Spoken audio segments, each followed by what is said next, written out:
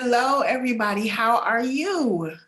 My name is Penda James, and I am a scribe coach. And what I do is I assist leaders in transition who are stuck. I help you get unstuck, execute your goals, and inscribe your legacy. And what you are listening to or watching is something that I am calling the Resilience Project.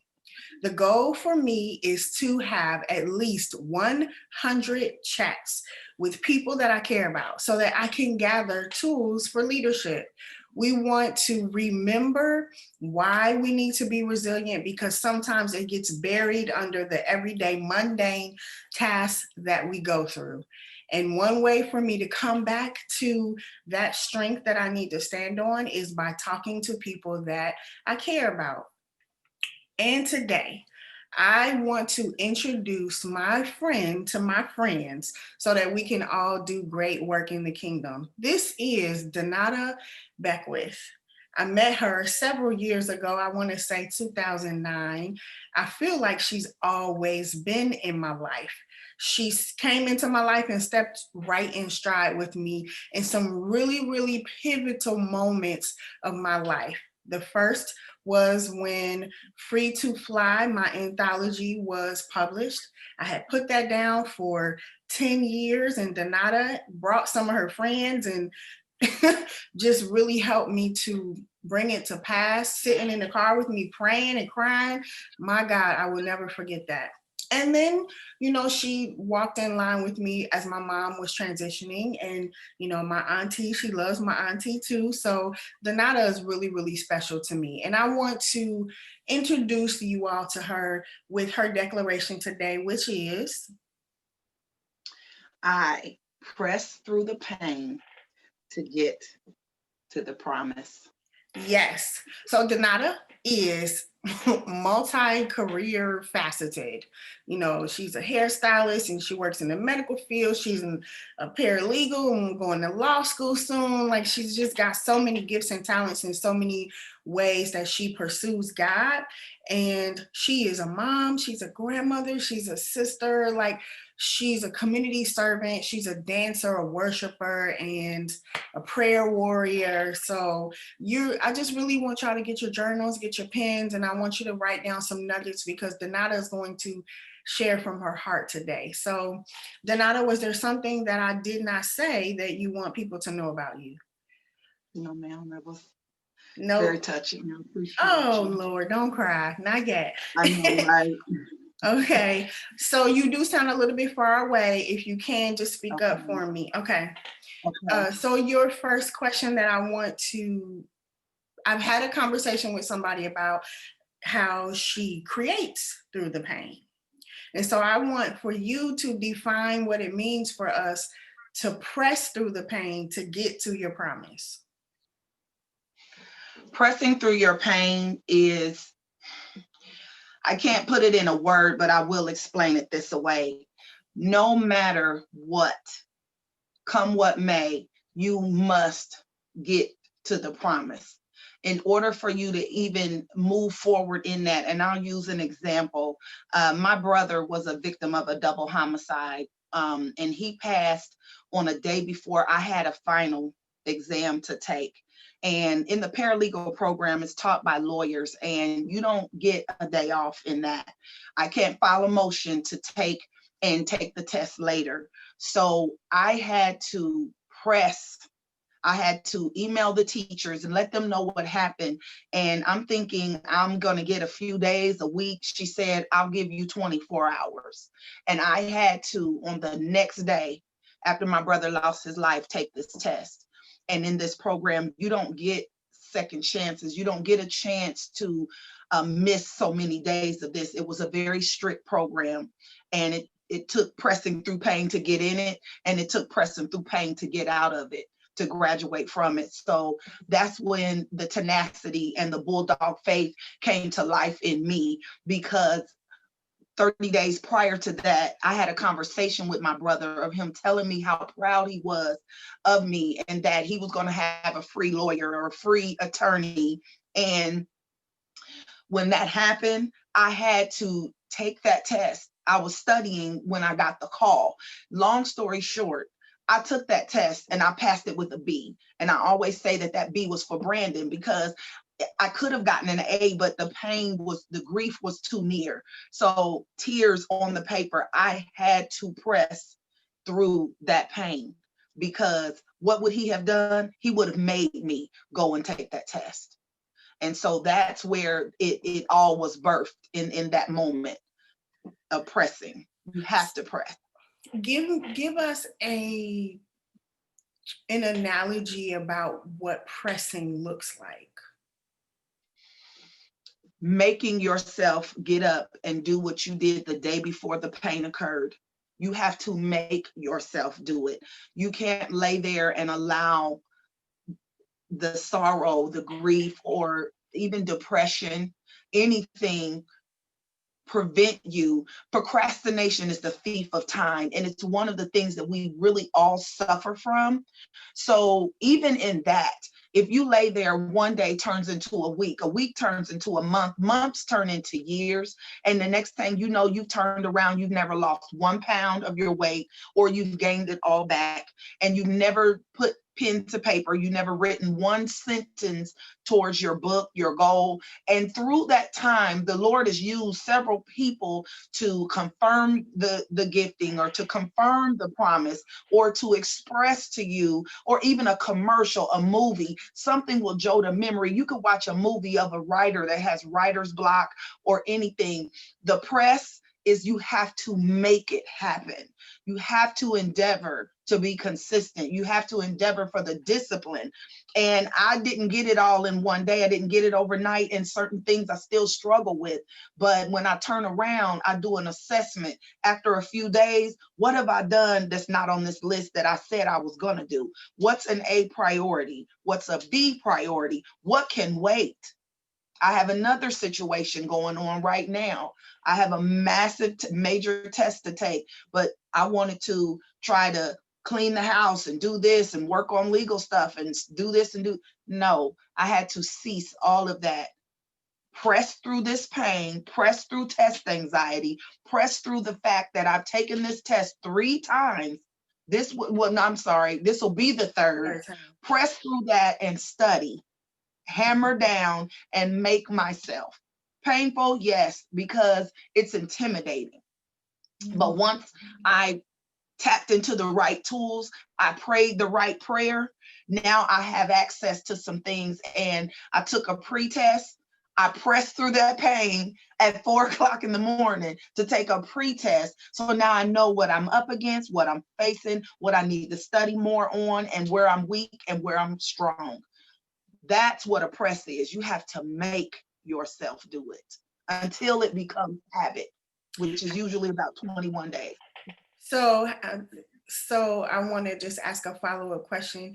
Has there been have there been times where you did not have the strength to make yourself do anything so that you could press? Absolutely. And I'll have to go back to, and that's where you and Minister Delisa Coleman come in. That after that test I took, I left the school, and I didn't leave the school, but I mean, I got out of class, and then I went home, and fortunately we were entering a break.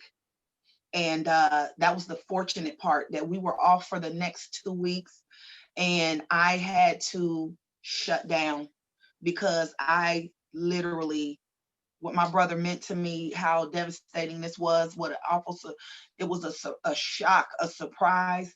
I couldn't function. And so I called Penda and I said, I am on my way. I was so devastated that I couldn't even drive. I took the Greyhound to her, and the pain was so heavy, the grief was so harsh, because my brother was only 29 years old. Now, I know I am not the only person that has lost a sibling, but this tragedy was all mine. So Penda said, come on. I get there, and again, just tears on the bus, tears on the break, tears through every stop, tears, tears, tears, hurt, hurt, hurt. What could I have done? Lord, did I pray the right thing? I fell asleep studying and I didn't pray that night. But I mean, I had sent prayers. I prayed often and regularly. It was just the moment that I was studying, I found every reason to blame myself. And Mhm. so, yeah, no, I couldn't get through the pain. And so I pulled from my resources. And when I get to Penda's, she said, I have to take you somewhere. And she took me over to her spiritual mother's house. There, I clutched a pillow, laid in her floor in a fetal position, and screamed a scream that I've never heard in my life, nor have I ever screamed it since. Yeah. And they prayed and labored and prayed and labored for me. Penda, her spiritual mother, and her spiritual mother's children. I forgot they were there too. Wow. That just gave me chills because, each of these chats that I'm having, these sacred conversations, these are real life conversations. We sit together, we have real conversations about our faith and about sometimes when our faith is wavering and about how we know that God is calling us to greater and to do things and we don't always move the way that we're supposed to.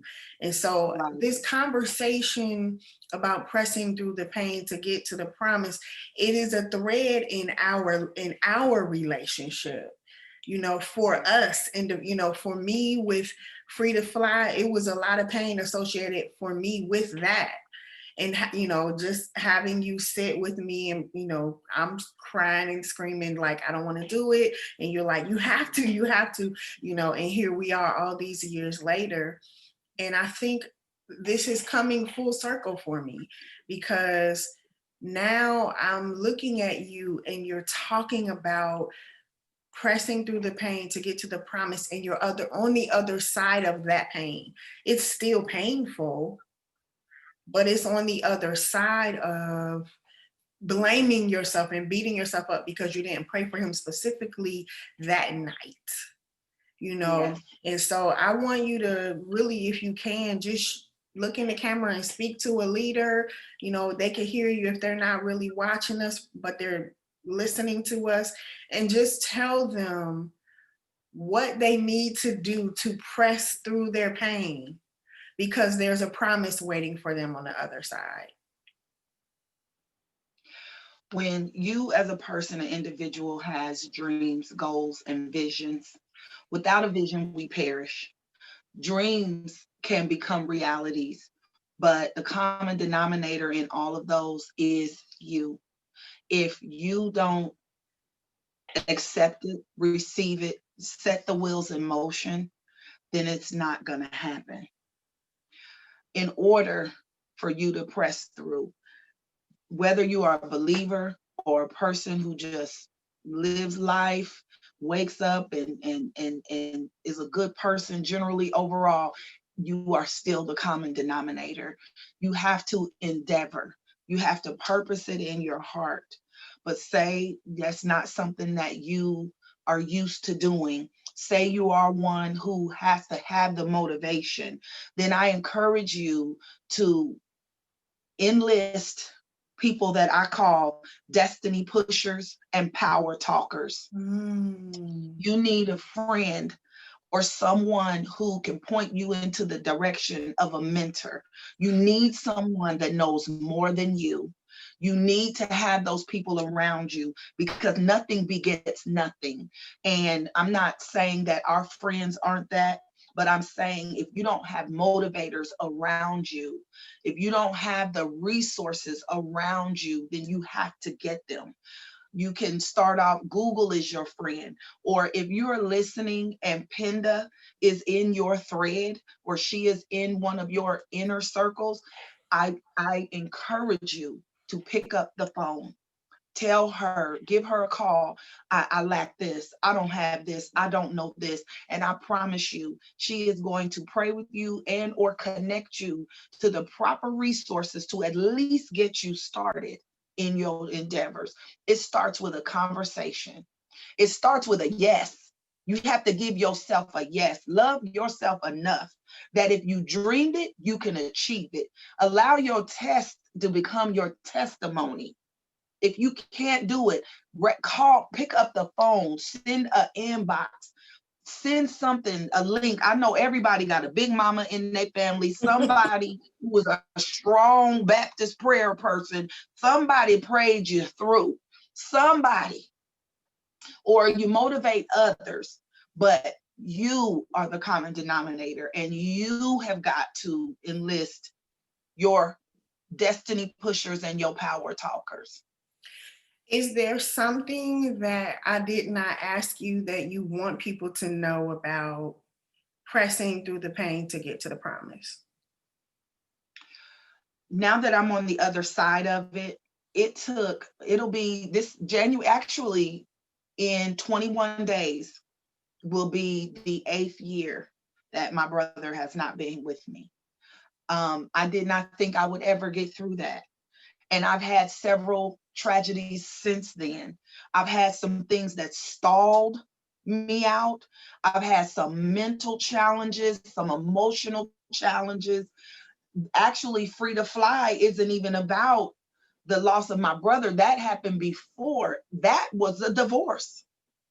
Yeah. I went through a divorce and wrote about that. And it was Latte and Lorna Dooms. The book's on Amazon, and the wonderful contributors to that book. I relearned something else all over again when I read it. I keep a copy on my bookshelf just for my own self, because you never cease to learn. Change is inevitable. That is something that I did put in the writing. And again, one thing that I need to encourage you all for is, how do you eat an elephant? One bite at a time. Don't try to take on something so big that it overwhelms you. God will grace you. He will restore the lost time if you would just but say yes, and you can achieve anything that you put your mind to. Can you tell people how they can connect with you, Danada? I have Penda said that I can state my website. I also have an email address. I have a Google Voice phone number, but the best way to connect with me is shespeaksvolume@gmail.com, or the website is shespeaksvolume.com, and that is spelled SHESPEAKSVOLUME.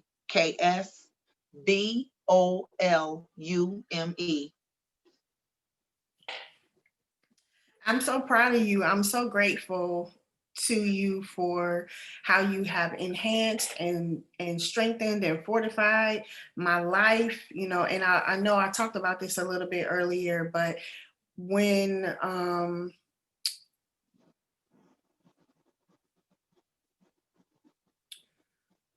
my mom found out that her cancer had moved into her bones, she didn't tell me until about a month later. But you were her carrier because you brought her to me. And you cared for her, you cared for us, and my family is deeply grateful and appreciative of you for taking her in like she was your mom too. And I wanted to just take this opportunity just to tell you that sometimes you've had to press through the pain to get to your promise. And at other times, you've had to push me so that I could press to get to my promise. And so when you said earlier, having promise pushers, and I forgot the other thing you said, that's real. You have really been that in my life. And so I want our friends who are watching to know that what you are seeing and these conversations that I'm having with people, I really, really do care about them. And so thank you for watching. Get your journals. Remember to have people around you who won't let you stay down. You can allow yourself to grieve and to hurt and to feel disappointed, but you cannot sit in it for too long because your promise is calling you and God is calling you higher. So thank you for watching. We love you. Bye.